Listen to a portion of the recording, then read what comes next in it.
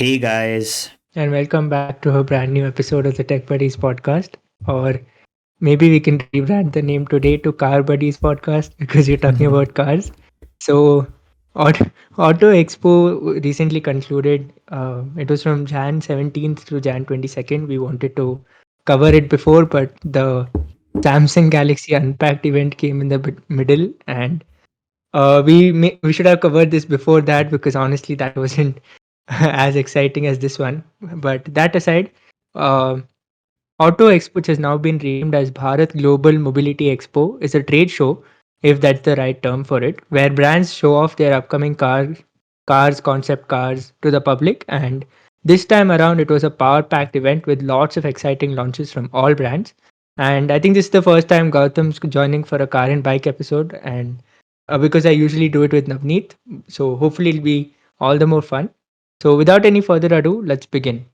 Honestly, I don't know where to start this from, but I think let's just go with MG, who had an entire showroom out there with six cars being showcased. And MG has also taken a similar approach to Maruti by launching a new premium MG Select showroom, which is similar to Nexa by Maruti. That aside, let's talk about the actual cars that were launched. The first one is the MG Majester, and the Gloucester facelift, which was supposed to be launched, has been renamed as the Majester according to some people, while other articles say that it will be sold alongside the Gloucester itself. But it is definitely going to give competition to the Fortuner and maybe even the Innova from what it looks like. Expected to start at a price of rupees 46 lakh X showroom. The Majester gets a boxy design, a huge grille, sleek LED DRLs, vertically stacked headlights, 19-inch alloy wheels, and connected tail lights. And the interior and features are yet to be revealed, but it could get dual screens, panoramic sunroofs, and wireless phone chargers. The next one is the MG Cyberster EV. There was a lot of hype about this car, and it's finally here. The Tesla Roadster, but made by MG. It gets scissor door, retractable roof, and 20-inch alloy wheels. It comes with three screens on the dashboard, a separate screen for AC controls, adjustable seats, and an 8 speaker Bose audio system. It comes to a 77 kilowatt hour battery pack, mated to a dual motor setup that provides 510 PS and 725 Newton meter of torque, and it has a WLTP claimed range of 443 kilometers. So this was one of the most um, hyped these things of the show. The next one from MG is MG ZS HEV. Although the name has HEV, it's not an EV. This is basically the new gen avatar of the MG Aster. It gets LED headlights, connected LED DRLs, a big grille, and wrap around tail lights. Feature wise, the global spec model gets a 12.3-inch touchscreen, a 7-inch driver's display, a 360-degree camera, and advanced driver assistance systems (ADAS) features. The highlight, however, is a strong hybrid 1.5-liter turbo petrol engine that produces 196 PS and 465 Nm of torque.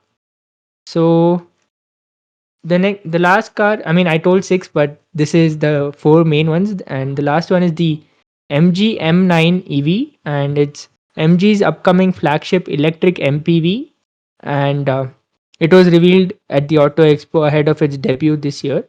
It will be offered in both 6 and 7-seater configurations and will get plenty of tech inside, including a panoramic sunroof, a single pane unit, multi-zone auto AC, and a premium sound system.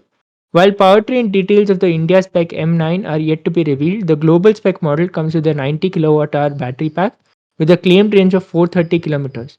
This could give competition to the other MPVs, a segment which has been growing among the rich, with Kia Carnival and Toyota Wildfire becoming common sights on Indian roads. The other two cars we don't have much information about, and IM5 and another version of the M7, M7 something. So, and I don't think it's launching in India. So, to save time, I'm skipping them. So, overall, these were the main launches from MG. Gautam, what do you think? Yeah, so I've always been a fan of the MG brand, despite uh its technical Chinese roots and how they try to present themselves as a British brand, which often fools consumers. But I still am a fan of their products. Their products in India are really good value for money. Now, personally, I don't own one nor have I driven one, so you should consider that along with my opinion of the car, but I have sat in a couple of MG cars, and I would say the cars are nice. Um, the Gloucester facelift, that is the Magister that is coming, I'm a fan of it because it's high time the Fortuner needs some competition. I mean, the prices are increasing, and the Fortuner in itself is a very mediocre product. Even if I'm a fan of Toyota, you guys would have to agree that the Fortuner is extremely mediocre, and it's high time Toyota revamped that car. But yet it has its fans, its own set of fans, and we all know for what reason. But yeah, it's nice that the Magister is here to give Fortuner competition, whose price keeps increasing every single year. The Cyberster EV, this is one EV I think I heard about last year itself, and I think because it came out in China or something like that, and there was this whole like talk about it. It kind of reminds me of the older Porsche Boxsters, and I'm a huge fan of its design. And hopefully, this is priced around the price range of the BYD Seal, so it gives that some competition too. Granted, that is less of a sporty vehicle, but yeah, I'm a fan of this car too. And this is supposed to be the Tesla Roadster made by MG. We are yet to hear what happened to the Tesla Roadster, which was supposed to come ages back. So that's that.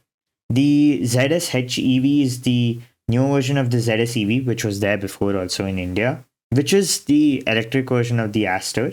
And that car is pretty good. I've sat in it. It's really, it feels a very premium from the inside. Although I did feel the black interiors made me feel slightly claustrophobic in the car, but it is a luxurious experience that the car offers. But this time around, it comes with the strong hybrid. So basically, it's the Aster, but with a strong hybrid, but they want to name it as the HEV. And hopefully, the 360-degree camera, advanced driver assistance system, that is the ADAS, also comes to the to the EV version of the ZS EV, because that is one product I like. The MG M9, the Kia Carnival's now slowly trying to take the segment which the Wellfire had initially, and now because of Wellfire's price really soaring. In fact, when I had inquired, Toyota had said that because of the high waiting time for Wellfire, one, they don't even have it in the showroom. For many Toyota showrooms don't even have the Wellfire for display, and it'll come down to like more than 1.3 crore, 1.4 crore for such a vehicle. But because of Toyota's brand reputation, they're able to sell such a product at such a high price. And when you compare it to the Carnival, which was also a really good product, uh, which was kind of cheaper. I remember when it came out, it was around 30 to 45 lakhs or something like that. And now it's reached that 65 lakh price range. A lot of people are now purchasing this, whether it's the upper class families in India that want a safer vehicle to travel around with their kids in the city and things like that. That's usually the main the reason I've seen people purchase the Carnival, and it's supremely comfortable. So people are now prioritizing comfort in India too. And just this segment having more competition is very, very interesting. I don't think this will make a huge dent in the Wellfire sales, because Wellfire is, it has a strong brand reputation, and that is used by the ultra elites in India, like not just the elites, and they are fine with paying that Actors, premium. Yeah, actors, actors producers and in the film politicians. industry, and businessmen are the people who are usually using the Wellfire. So it's more of a status symbol. So I don't think it's going to uh, affect them. But this is also the first entry that is an electric entry. So we'd like to see how it being electric also changes the dynamics in the segment. Because if you see the Carnival, the Karens, Wellfire, all of them, granted the Karens is not as great as the Carnival or the Wellfire, all of them are uh, normal um, internal combustion engine vehicles. They are not electric vehicles. So the Wellfire, I think, is a hybrid. So that, it being electric, it will definitely take some people away from it, because people who want to drive long distances would prefer to take the ICE version of the vehicle. So that we'll have to see when it comes out. And I'm not even sure if all of these models will come out. It's very likely the Cyberster EV might not even come out, and it's just something they have displayed to generate hype, which some other brands have also done. We'll get to that later. But yeah, we can move on to the next brand, which is a brand that is coming from our own country, that is Tata. And they had an eventful Auto Expo 2025 with the iconic Tata Sierra making a comeback. And this was one car I'm extremely excited for. When I was young, my neighbor used to have a Tata Sierra and he had maintained it really well. And it's a beautiful car. The concept also is extremely good looking. I can also show other screen share if you guys want to see. The concept is extremely good looking, and in fact, it had leaked a few months back. I remember a lot of people saw it testing the concept. I think the one to the right is that is the older one. And yeah, so the iconic Toyota Sierra made its return in a new design in an IC and electric avatar. So two variants like all of Tata's models. And Tata had covered the interiors in this specific demonstration of the car, so we couldn't exactly see. And this is not the true to road vehicle. There, it's likely that there are going to be some changes in this vehicle. The problem with this vehicle that most people are talking about is not even the potential pricing of it, but it is the weak 1.5 liter turbo petrol that is coming with this vehicle. And people think that with this, considering the size and the weight of this vehicle, this 1.5 liter turbo is going to be extremely underpowered, and people want a 2 liter petrol. But I think Tata is trying to focus. Yeah. Tata is doing the same thing for the Safari. I think the Safari is also set to come out with a petrol variant sometime soon, and they're launching a 1.5 liter petrol engine in that too, compared to the 2 liter which they're giving the diesel ones. Yeah, so I think it's Tata needs to bump up the numbers when it comes to just when it comes to their vehicles, because people are saying that their vehicles are just not powerful enough, and maybe a 1.8 liter or a 2 liter engine will satisfy people's needs. There's also apparently going to be a 2 liter diesel engine, which I don't know. I'm not a huge fan of diesel, but I know the people who love diesel love it a lot, so I'm not going to argue with them. The Tata Avinya also made its appearance at the Auto Expo 2025, but in a more evolved version compared to what we've seen previously. The LED lighting elements remain the same as the older concepts. It gets a different SUV coupe-like body style this time, with a sloping roofline towards the rear. Kind of reminds me of a Range Rover in some ways. The Avinya concept will also spawn a new range of Tata cars, and its debut product could hit the markets as soon as 2026. Then Tata also showed off their Basically, this is like the luxury line for Tata, and this is the Avinya X, which is supposed to be like probably a lower variant, and Avinya, which they have shown off before, is supposed to be like the best of the best. But yeah, we'll have to see when it ultimately comes out and at what price they launch it and stuff like that. Yeah, and Tata also showed off their production spec Harrier EV, so it's confirmed the Harrier EV is coming, and it's expected to launch in March. It will feature a dual motor setup with all-wheel drivetrain. This car can also drive itself, as they have showcased during like it can enter the show floor, as you can see, without any driver. So that's kind of cool. I think they want to give Mahindra also competition, like how the BE6E and the XEV9E have taken the market by storm. In fact, I saw like 2 of them in Bangalore already. I don't know how people are getting their hands on it so fast. But yeah, I think Tata wants to capture that segment. And I would say the design of the Harrier is less polarizing. So maybe Tata has something on their hands with this.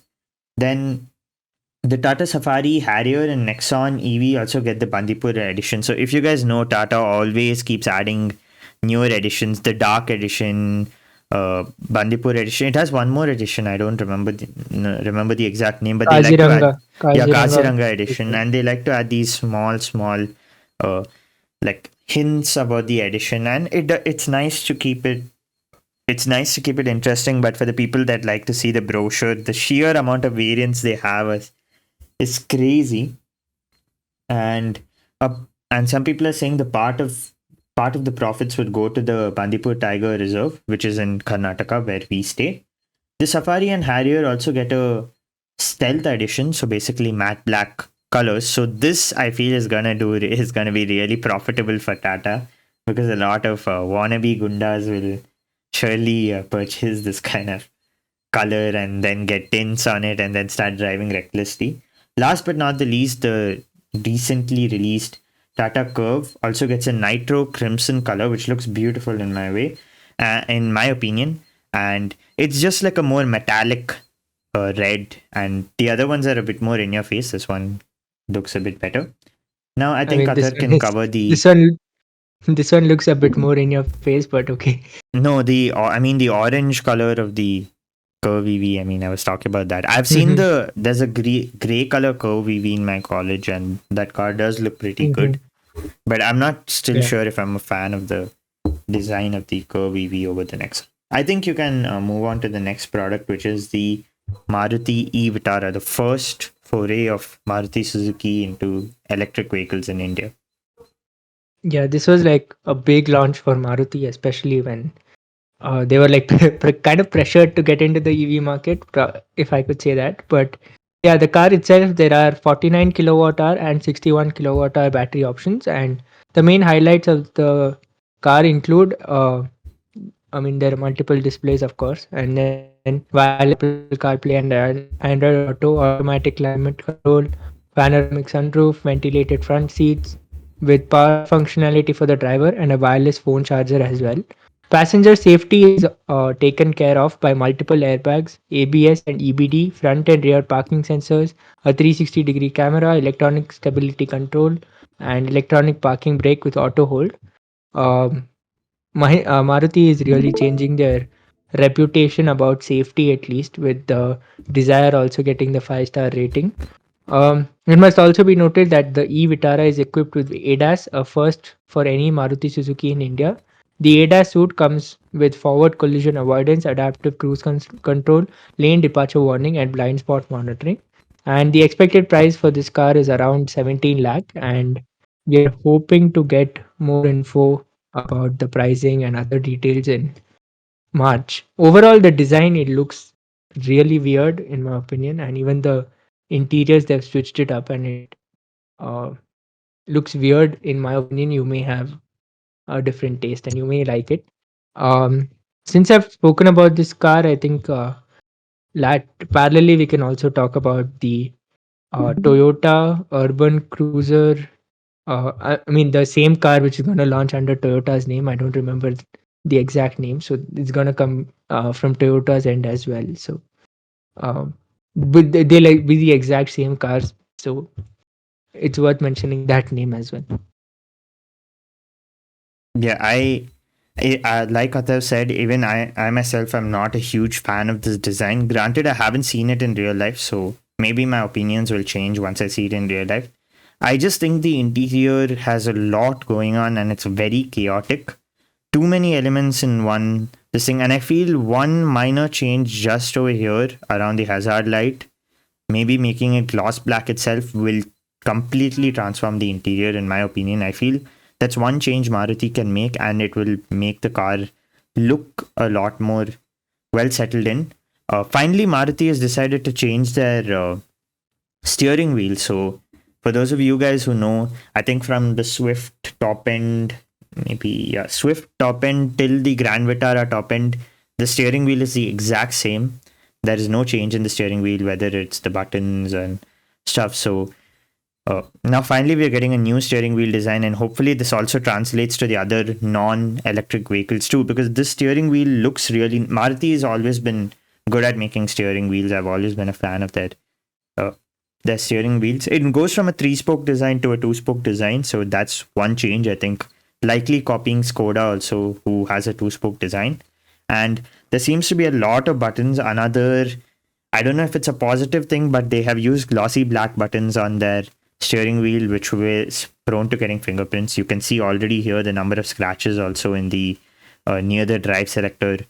So you guys just have to know that. But Maruti being Maruti, I know they have some tricks planned up their sleeve to sell the vehicle well. It is very rare to see Maruti fail in this country, because they just know the heartbeat of the country really, really well. From this, I can just see some certain elements have been shared with their other vehicles.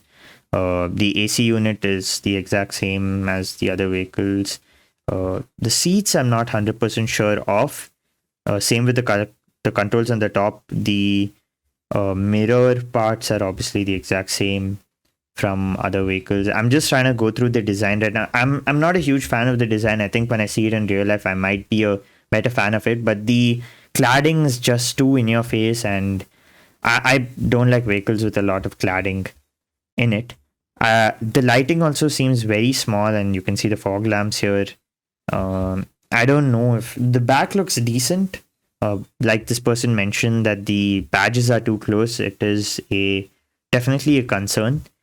And overall, I know Maruti would have thought of this product really well. It's not a half-assed launch from Maruti's end. They know the country well. I think it's just time to just let them do that thing, and once it comes out, we can definitely maybe they've test it. waited for at least two years before They're just trying jumping to into it. But they're trying to bring yeah, the Apple way of doing things, where we're not like they come the last, but when they're trying to do something, they're trying to do it better than the others, like Apple with AI. But I don't know if it's the exact same effect, because even Apple hasn't really done some great things with AI. One more thing you can I notice think is the door handles are integrated with the body of the car at the top, like the previous generation of the Swift. By looking at the mirrors, I can tell that the mirrors are definitely shared with other vehicles. It definitely comes with the 360-degree cam, which you can see is lying on this side. The yeah, I front mentioned that. sensors are there. And yeah, 17 lakhs starting price is slightly more expensive than the Nexon EV, if I'm not wrong. But I'm 100% sure this is going to take away from the sales of the Nexon or the Curve, maybe even the top end Punch EV, because of Maruti's wide dealership network, their reliability. The brand's very, very well known for it. And that's the sole reason why people, including people in my family, whether it be my parents or other people, they still buy a Maruti because of their incredible reliability. I'm trying to see if Maruti has changed the window controls, but it doesn't look like they have. The window controls have been shared between Maruti products from 2005, the original Swift. So you go to any Maruti car, the window controls are the exact same, and I think it still is the exact same. So yeah, some things never change, I guess. And yeah, I I think think we can move on to the move on after Maruti. The next brand which has kind of grabbed the pulse of the Indian audience has to be Hyundai, and Hyundai has also entered the EV space with their Creta EV, obviously the most popular SUV in the market right now. They just made it electric. So they've announced the price of the Creta EV in the uh, Auto Expo. So the price starts from 18 lakhs for the 42 kilowatt hour battery pack, and all the variants with the 42 kilowatt hour battery pack are priced under 20 lakh ex showroom. There's another 51.4 kilowatt hour battery, which they're calling the extended range one, and that is priced at 21.5 and 23.5 lakhs respectively, depending on the trim. The higher trim is 23.5 lakhs. Uh, Overall, I think the features were already announced before, and everyone knows the Creta inside out. A few changes are they've changed the logo on the steering wheel. It no longer comes with the iconic H logo. They've switched it up, and that apparently is the Morse code symbol for Hyundai on the steering wheel. So that's the only switch up. Apart from that, there are obviously minor design tweaks and more features. But overall, I think this is a really good launch from Hyundai, especially in terms of the pricing. And another interesting thing I remembered is that the Creta EV shows you the chargers on your trip. So if you're low on charge, it'll navigate you to the closest charger, similar to a Tesla. And another interesting thing is you can make the payments for these uh, charging facilities directly from the car itself. So it has the option for in-car payments. So all of those are the additions to the Creta EV. And yeah, there are two more debutants from Hyundai in the Auto Expo, and that's the Ioniq 9 and the Staria. before Gautam gives his thoughts on Creta EV, I think I'll quickly cover these two vehicles. The Ioniq 9 comes with a unique design, and it's an upmarket and practical interior with plenty of features and impressive specifications. It's basically going to be a three-row car, maybe like the Alcazar with an EV twist, but yeah, we don't have much more information. The Staria, which is their premium MPV, which is considered as Hyundai's version of the Kia Carnival, was also debuted. It gets a design that definitely looks like nothing else on the roads. A premium interior, multiple seating options as well as potent petrol and diesel engine options. So, from what I was reading, there are multiple uh, seat variants. You can get like 6, 7, 11, 13, and all of those. So, basically, um, it could be used if there are a lot of people. I mean, could it replace a tempo traveler? I don't think so, but it's like a uh, more comfortable thing or something like that. But yeah, before we move on to the two unique stuff showcased by Hyundai, I think Gautam, you can get done with the Creta thoughts. Yeah, so the electric Creta has been out for a while now. I mean, at least for the reviewers, and the embargo has been out for a while.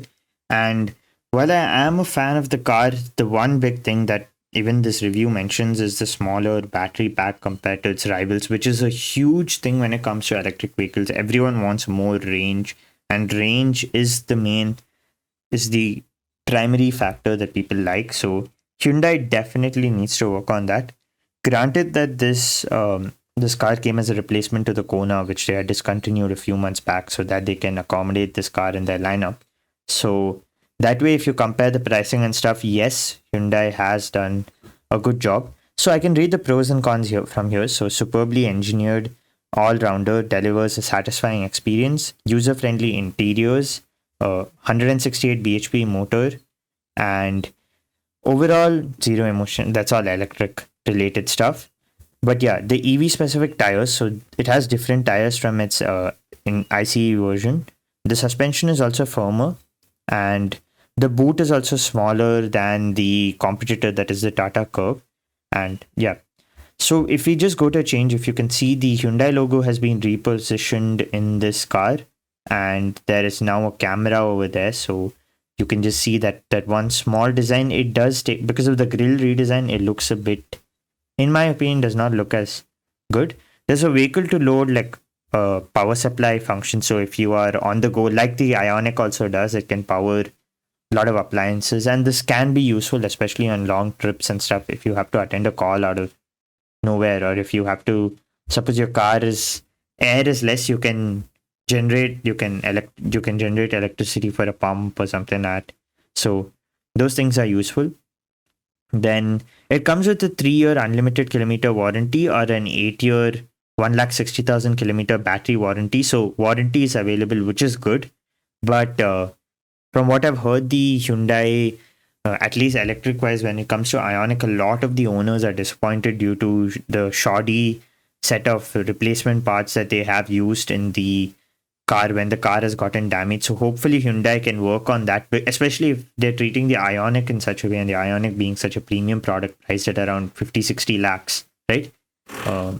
I hope they don't make these same mistakes with the Creta. Bro. Okay, my neighbors are doing construction for no reason, but yeah, that's fine. I think we won't let that stop the episode. Yeah. So, like Athar said, 42 kilowatt hour and 51 kilowatt hour, there are two variants. I wish there was a bigger variant, but that is not an option. Maybe it will come later as an extended this thing. The interior also, like I said, it went, like Athar said, the Morse code thing, right, for the steering.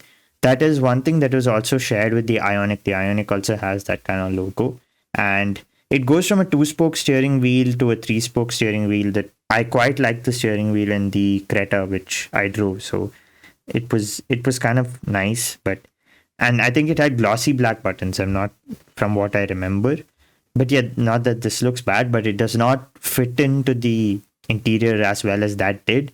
But it looks very futuristic. So for those of you that love premium interior designs, this is good. Then the paddle shifters are for regen. So if you want to adjust your regen level, this is how you do it. Yeah, so this is basically how it is. So I was just saying that you just have to get used to it, and by mistake by mistake your hand will automatically go there. But it's here. I don't know why Hyundai made that choice, especially for India, when they could have just kept it simple. Uh, yeah, I think we can move on to the more interesting launch from Hyundai, and they've partnered with TVS, and they've showcased a new E3 wheeler and E4 wheeler concept. And basically, this is the showcase, and it looks pretty premium. I mean, compared to the normal auto rickshaws we have, and hopefully we don't get charged a bomb for this or regulated. And this also gets support for wheelchairs and things like that, which is a really good thing for disabled people. Very few companies and people think about the disabled community, so that's a good thing for from Hyundai. And yeah, these were the two interesting vehicles which Hyundai launched along with TVS. I think we can move on and talk about BYD, another interesting electric vehicle company from China. And they showed off their Sea Line 7 and Yangwang U8. So the Sea Line 7 is expected to be priced around 45 lakh ex showroom, and it'll rival the likes of the Hyundai Ioniq 5 and the Kia EV6. So this car comes with a 82.56 kilowatt hour battery with a claimed range of 567 kilometers for the rear wheel drive trim and 542 kilometers for the all wheel drive trim. Obviously, we know that the BYD classic interiors are with the huge ass screen, typical to every EV, and um, yeah, that's about it. There's nothing much about this car. If you want to see some pics, I can show you. Um, yeah, this is basically the car. It's sort of a sedan and a It reminds me SUV of the EQS a mix, bit. but The front reminds me of yeah, I mean, even the the Lotus Emira, whatever. I don't know, the Lotus SUV that was launched in India, and the Mhm. back reminds me of the EQS a bit. But yeah, overall BYD, even the seal, it looks really good. IRL, especially the side profile and things like that. The more interesting vehicle is the BYD Yangwang U8, and this is basically the competitor to the Defender. And this car has crazy cool features, and one of them is that it can float on water. And the other interesting features include that it comes with a hybrid powertrain, you get up to 1,000 kilometers of claimed range. And this car, being so huge, can sprint from 0 to 100 kilometers in just 3.6 seconds. And like I said, BYD claims that it can float in water for up to 30 minutes. And the interiors are also not something not to talk about. So inside you get like a brown cabin theme, and it comes in a 5-seater configuration. It not only features triple screen setup for front passengers, even rear passengers get infotainment screens. It features feature list includes multi-zone AC, panoramic sunroof, 22 speaker sound system, and powered ventilated front and back seat. It definitely looks premium. Um, Even from the outside, it looks really bulky with the boxy look, and I think it almost puts the Defender to shame. Uh, the I mean, BYD is yet to confirm whether it launch this SUV in India, but if it is launched, it could be an alternative to the likes of premium SUVs like they mentioned here, Land Rover, BMW X7, and Mercedes Benz. And the other thing which I remember is that this car can do a tank turn of almost 360 degrees. So that's another cool feature. Basically, this has a bunch of cool features just uh, slapped onto it, and if you have a hell lot of money, you can buy it to flex. And that is uh, just what BYD showed off in the Auto Expo.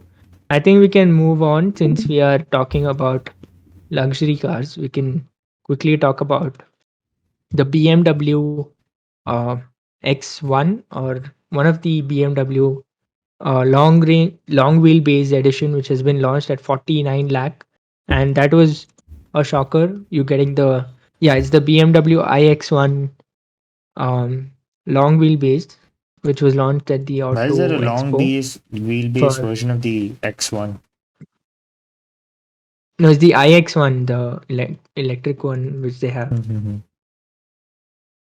So I mean, it launching at 49 lakh is um, a pretty surprising thing. Um, I mean, I think BMW is trying to tap into the growing luxury car segment of India. I mean, even Mercedes claims that almost 100,000 units they've sold from 2019 to 2024 alone, and it's just going to increase for them. So yeah, here are some picks, and this is an EV, and it has a 66.4 kilowatt hour battery, It's and likely the here claim range to is rival the XC40 Recharge by Volvo. yeah, probably. But yeah, I mean, you're getting a BMW electric for around 50 lakhs starting. That's pretty interesting considering that the original IX was priced at 1 crore or something like that, and I still saw a couple of them on the road. I think this is going to gain a lot of popularity. Moving on to Skoda. Skoda also had a pretty decent lineup to show off. First of all, obviously, the Skoda Kodiaq gets a new facelift. It has been spied since a long time on the roads, and it was officially revealed at the Auto Expo. And it features subtle design tweaks, but gets a completely revamped cabin that feels more premium and upmarket over the ongoing model. Although it's offered with multiple engine options globally, the India spec is likely to feature the 2-liter turbo petrol engine, and it's expected to be priced at around 45 lakhs. And most people think the Kodiaq is overpriced, but you have to pay that premium for Skoda, and this is like a 7-seater car, and it's um, kind of the luxury sort of car compared to like the Safaris or the Innovas and stuff like that. The next car is the Skoda Superb, and it's the fourth gen Superb, which is expected to launch in India by the end of 2025. Um, like the current Superb, it's expected to be offered as a fully imported unit and will likely command a price point of 50 lakh, which I think is not worth it at all for this price point. And yeah, this is also going to come with a 2-liter petrol engine and a 7-speed dual clutch automatic transmission and a front wheel drive terrain. I don't think it's worth it for the price. The next car is the Skoda Elroq, which looks really cool, at least from the front. And it's going to be their EV, and this might be their first EV, if they end up launching it in India. And the details like are still awaited, but if it's brought to India, it'll likely be priced from rupees 50 lakh, and I think that's a decent price for this car, considering that you have rivals like the Ioniq 5 and the BYD Atto, which are selling decently, and the claimed range is 581 kilometers, which is better than the others, if I'm not wrong. And the other EV is the Vision 7S concept, and this car was globally debuted in 2022, but they showed it off for the first time in India this year. And the Vision 7S is equipped with a 89 kilowatt battery with up to 600 kilometers of range. And I don't think this is going to come to India, but it is a cool show off. I Gautam, you have highly any doubt input on these Skodas? the Skoda Superb is also going to come to India, but maybe they're trying to bring it to India to rival the Camry, which also has come at around a price range of 55 Yeah. lakhs now. If it does come to India, it Another will car be which I missed, as a CKD or a another car which I CBU. missed was another car which I missed was the Skoda Octavia VRS. Compared to the previous Skoda Octavia, the next gen model features a sportier styling, which is highlighted by the blacked out grille alloy wheels and boot lip spoiler. It's powered by 2-liter turbo engine and pu- puts out 265 PS and 317 nanometer of torque, and it has a electronically limited top speed of 250 kilometer per hour. And this will launch in India by the end of the year at a price of 45 lakh. And I mean, a lot of people were um, appreciating the car or whatever. It looks cool at least. Yeah, so I think the Kodiaq has been one car that a lot of people have been interested in, but the Kodiaq is very, very expensive in India because of the segment, and also I don't think it's manufactured in India. I think design wise, the Kodiaq has gotten a little bit of a downgrade. For a person who's seen the previous generation of Kodiaq, that looked really good, and this one they just over complicated it, and now it looks like one of the cheaper cars in their lineup, even though it isn't. And there's a 5 petal design for the wheels now, so they are primarily covered to improve aerodynamics, so that you can see through that to the picture that Atharv was showing. It does look longer, but I don't think it exactly is longer. The drag coefficient has improved to 0.282. Then in the rear, it has connected tail lamps now, which look not so great in my opinion. I don't know why Skoda did it, but yeah. Then the interiors have been improved a lot. It gets a dual tone finish now with the brown gray, actually not, yeah, brown and gray combo. It makes it look premium because of how they packaged it. Comes with the same two-spoke steering but less glossy elements compared to the Kylaq. So you can see that. Then driver seat gets under thigh support, so that's good. Middle row of seats have also been draped in the tan color that the interior has, so that's good. The sunroof has become a big panoramic sunroof, and rear passengers also get sunshades. The third row is foldable, and it also gets adjustable headrest now. And so overall, this car is good, but the price is the biggest problem with this car. And hopefully, if Skoda is able to manufacture it in India and somehow make the price cheaper by at least 5 lakhs, I can see this product doing well. That does not mean people won't buy it. I've seen a lot of people buy it, especially with discounts. It does do well. Then moving on to the Octavia VRS, the reason why it has that 250 kilometer per hour limit is because of a gentleman agreement in Germany or whatever, and also the tires are probably only rated for 250, maximum of 250 kilometers per hour. That's why it's been limited. But the Octavia VRS, if anyone who knows in the car scene in India, has a huge fan following. If you see, even the price, the value it holds is extremely high. So maybe it's coming in limited numbers so that Skoda can sell off a couple of units. The good thing is now Skoda is at least selling their newer models. Previously, what they were doing is they were giving their older CKD models, which had been discontinued in other countries. So they were basically giving their leftover stock to us. So at least we're getting the new variants in India now. And I think this car will sell out the second it comes because of the fanboys and things, but I don't think it's worth the 45 lakh because it's too expensive for what it's offering. If they could at least bump it down 5 lakhs, it would have made more sense. Then, yeah, I think that kind of is it for Skoda. Skoda needs to definitely work on their price, at least in their top end. Their bottom end, they have definitely improved, especially with the Kylaq. People are quite impressed with it, and the deliveries have just started with the Kylaq. So a lot of people have gone test drove it. Some people already got it home. So the waiting period has reached around 4 months. So that means it is selling. I think they were kind of aggressive with the marketing this time around. The prices were starting at around 7.89 lakh, and there's like the Signature Plus and Prestige variants, that is the top ends, can be delivered around 2 to 3 months. But the base model, which is giving more value for money, people are excited to buy that.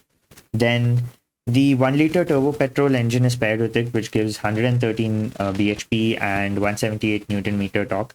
So it comes with the 6-speed manual and 6-speed automatic transmission. I don't know if this is the exact with DSG, which is also used in the Polo. So that is one.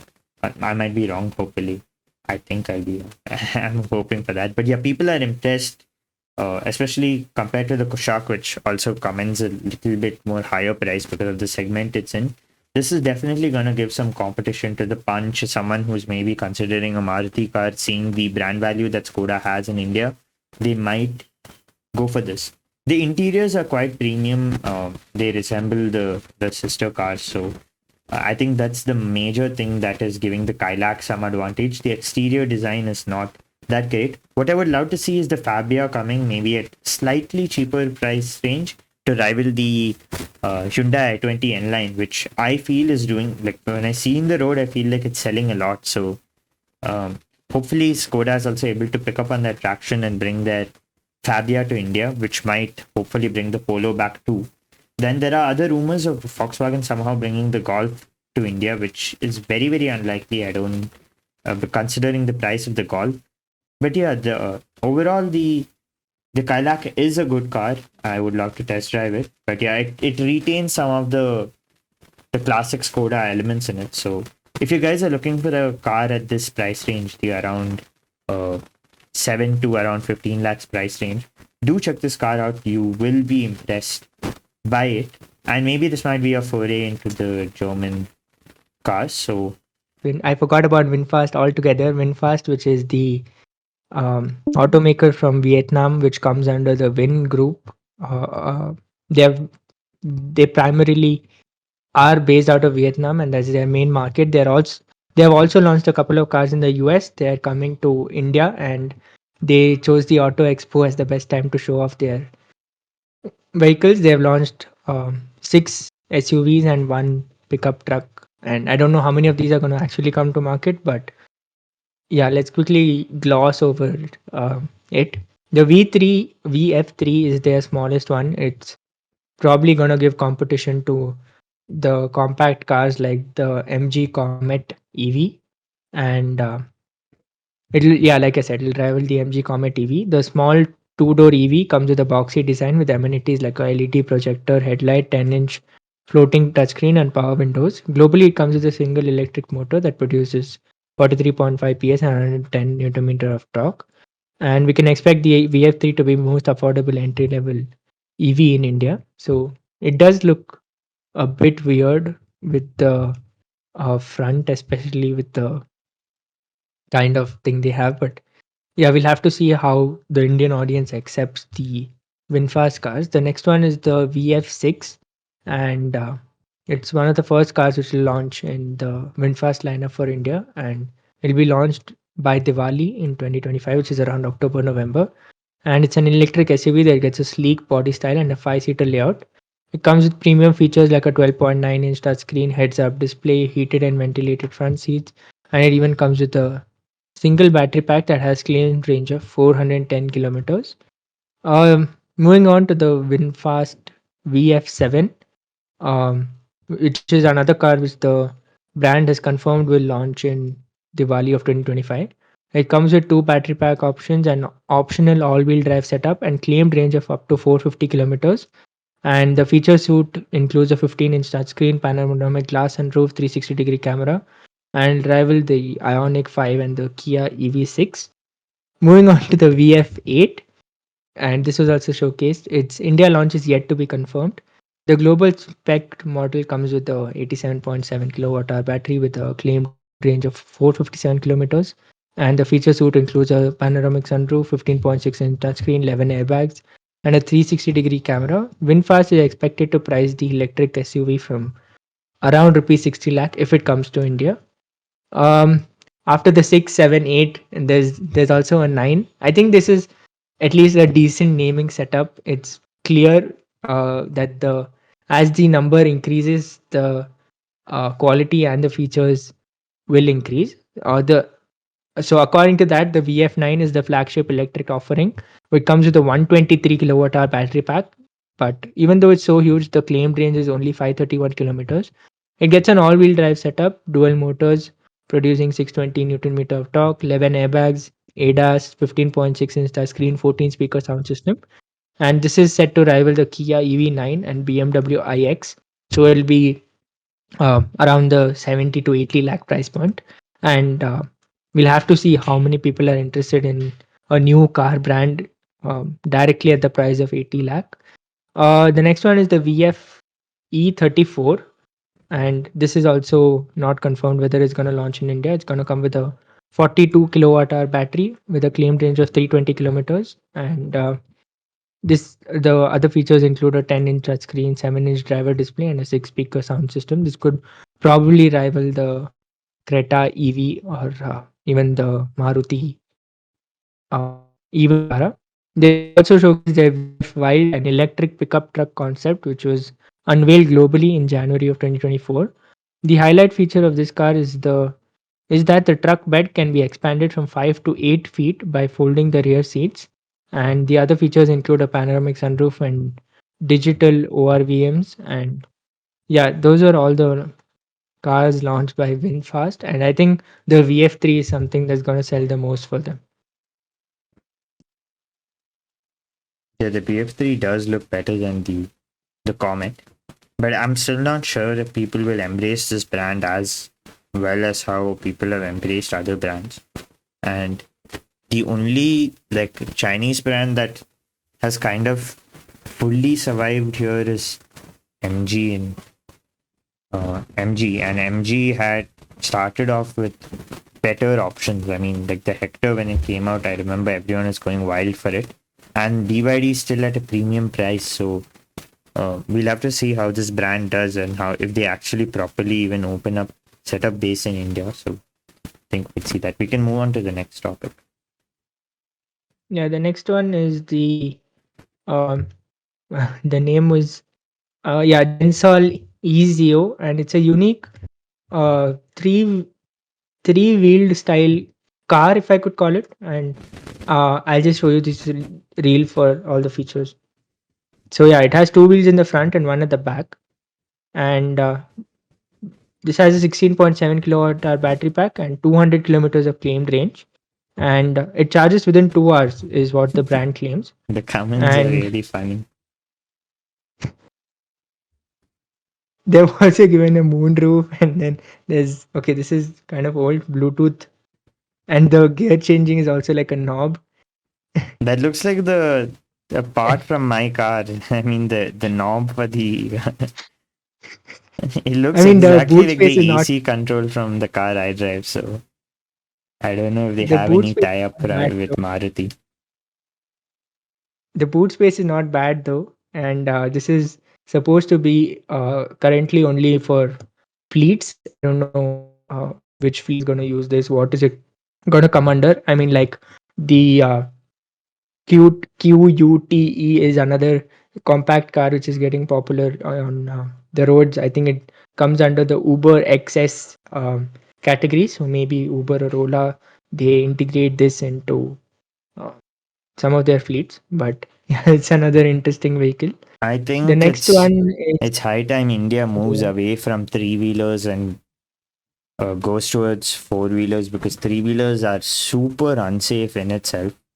And the way three wheelers are designed, like it's like there's one center wheel, and I mean, especially in autos, there's one center wheel and two wheels at the back. What auto drivers are trying to do is they're trying to not drive over a pothole, so they swerve to the left, but then they still have a wheel at the right, so then they swerve to the right, and just get like a four wheel car, and it will probably save a lot of lives in India. And I've seen so many autos topple at this point. I think it's high time there's some regulations against these three-wheeled vehicles.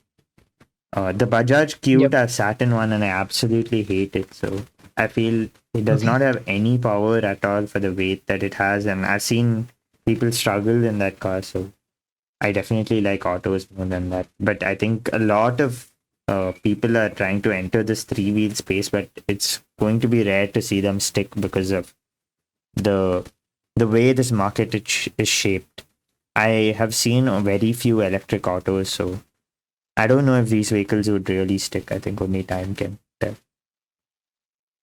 Yeah, the next vehicle is another interesting one, and this is VAYVE EVA. If I'm pronouncing the brand name right, I'll just call it EVA because at least the product name is simple, and it's India's first solar assisted EV. And this is like a really interesting car. Basically, it's launched at a price of rupees 3.25 lakh and 4.49 lakh ex showroom. And basically, I mean, the features and all are fine. The thing is, you get a solar panel on the roof that charges the battery by 10 kilometers every day. And I think this is perfect for Indian cities, especially for someone like me who just travels to college and back every day, which is 15 kilometers one way. So basically, for me, and this is since this is a small car parking, 15 kilometers in, one way. yeah, Okay. and this overall has a range of 125, 175, and 250 depending on the size of the battery pack. And this is similar to the Comet EV, but you get only one seat in the front and two in the rear, increasing the legroom for the passenger sitting in the rear. And yeah, I think it looks pretty decent also. I mean, you get two screens, and I think this is an Indian company, and like I said, it's the perfect rival to the MG Comet. And the solar charging, especially, makes it a huge thing. I mean, you don't have to charge daily because you're getting 10 kilometers per day, which I think is fine for smaller commutes. But yeah, you have an overall range of 125 kilometers and almost 10 kilometers every day. So basically, you'll be charging very few times in the month, which I think is a really good, I mean, innovation, and the size is really small, so parking won't be an issue. I think the pricing is good, but I'm still not a fan. Like when you see the design, the vehicle is so narrow. It's highly likely it's gonna topple in Yeah, the Indian terrains. It's not even a road. It's like just a bunch of holes put together. So it's possible it can topple. That's one concern. Even with the Comet, even though it's wider, its tires are small, and it is possible it might topple. But so far, what I've heard, the Comet, the reviews are good, but the price is high. So um, pricing wise, this is good, and I think for people like Athar said, for people like him, it might make a lot of sense to get this kind of vehicle, especially with the savings that he can get, especially in Karnataka with that 200 units thing that is also there. If your monthly units are less than 200, then you can practically also charge this car for free, provided your units consumed by a house are less than 200. But that's a reason why a lot of people have opted to go for electric scooters in Bangalore. So for those people, maybe this car would make sense, and the range is not bad also.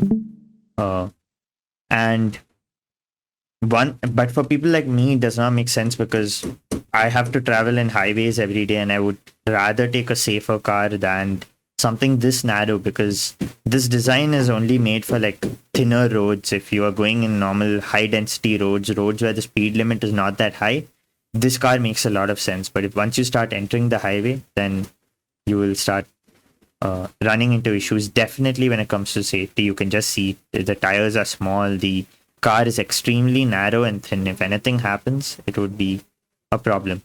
Like the comment says, replace rickshaws with this. It does make sense. I mean, the legroom is better. Obviously, ingress won't be as easy. Entering it is not that easy, but this will also probably take lesser space when it comes to parking and things like that. Cab service is also good. But I think the reason why it won't replace is the charging time and things like that. But it's definitely an interesting car. I think I dismissed the concept of it initially when I saw it, but it's actually not that bad, I think. Maybe, hopefully, let's see if it even hits roads. But yeah, we'll have to see that eventually when it comes to the road. yep. Moving on, another interesting concept by Hero is the Surge S32 electric scooter, and I think we can close out with that. We have no other topics. So this is basically a three-wheeler, which converts into a two-wheeler. Basically, you can detach the entire back portion of it, and you can just use it as a normal two-wheeler. And the only application where I can think of this is basically all these tempo drivers. They don't have to have two vehicles for I mean, for their personal use and their professional use. They can, like, once they come back home, they can just detach the whole carrier part of it, and they can use the two wheeler for their normal day to day tasks. And you get three different options. One is the S32 PV and auto rickshaw, and then there are three other cargo carriers with different loadouts. And the PV features a 9.675 kilowatt hour battery, and the range is going to be 100 kilometers with such small batteries. So, like I said, maybe if you're a porter driver or all these all Ola and all of those have their parcel service, and I think mostly porter drivers will benefit from this. They can just buy this one vehicle and they can use it for both personal and professional use. I don't know. I mean, at least it's a cool concept. Yeah, I think it's a cool concept, but knowing people in India, they'll be too lazy to convert it to scooter. They'll take it in its normal form itself. So I've seen people fit big cars in really thin roads. So I don't know how many people uh, would actually feel like taking all that work and converting it to a scooter just to go for a 5 minute drive to the shop. They'll just drive it as is. But it's a interesting concept. I think if we dismiss all these new ideas, then nobody will come up with new ideas. Then we'll complain about new ideas not being there. So it's better brands experiment like this, and hopefully there are buyers for things like this.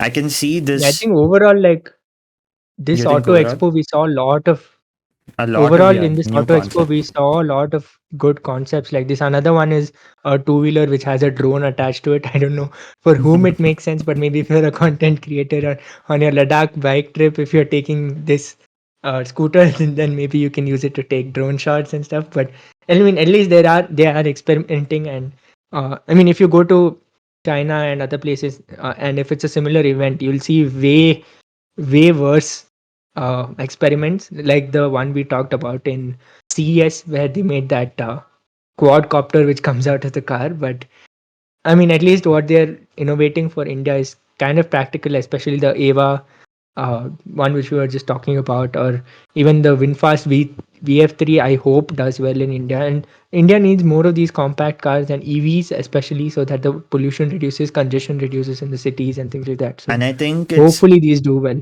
I think it's not just that. I think people also need the mentality to understand what cars are good for the road. Everyone's sibling is buying a Thar now, even though the roads are so small. So I think there really needs to be either an incentive shift or a mindset shift in Indians, so that Yeah. they know that hatchbacks are the best for our our Cities. roads. Yeah, our cities and roads and things. And there should be a push for safer and more practical hatchbacks, so that people won't get into accidents in these smaller hatchbacks.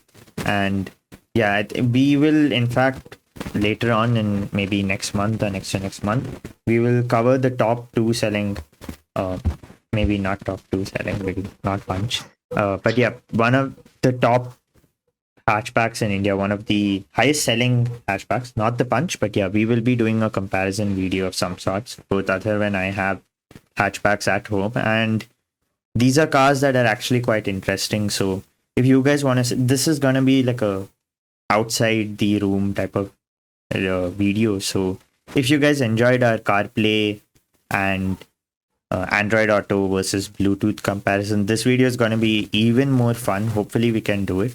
And yeah, I think we're trying to foray more into automobile section and also maintain the tech aspect of it. So hopefully you guys enjoy this kind of content. And yeah, I think With I think closing out with EVs coming in, I think the line between the cars bridge and between it technology has is merged a lot, and it's an interesting space right now with all the EV cars we talked about, like, even in today's episode. So if you like this, I mean, I'm pretty sure this is way over an hour, and easily. consider this like any other car podcast that you watch, probably from Autocar or things like that, but not as experienced.